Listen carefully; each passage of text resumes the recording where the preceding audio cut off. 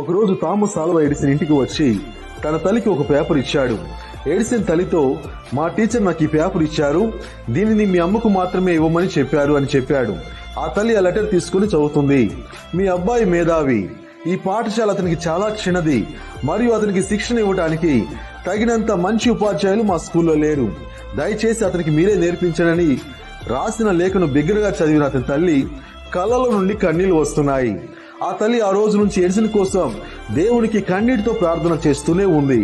Edison తల్లి మరణించిన చాలా సంవత్సరాల తర్వాత ఎడిసన్ గారు శతాబ్దపు గొప్ప శాస్త్రవేత్తలలో ఒకడు అయ్యాడు. ఒకరోజు అతను పాత గది గుండా వెళుతుండగా తన తల్లి కోసం టీచర్ ఇచ్చిన మడతపెట్టిన ఉత్తరం అతనికి కనిపించింది. ఎడిసన్ గారు దానిని తెరిచాడు. దానిలో ఇలా రాసి ఉంది: మీ అబ్బాయి మానసిక వ్యాధితో బాధపడుతున్నాడు, మా స్కూల్లో అతనికి చోటు లేదు కనుక స్కూల్ నుండి బహిష్కరించామని లేఖపై రాసి ఉంది. ఎడిసన్ గారు దాన్ని చదివి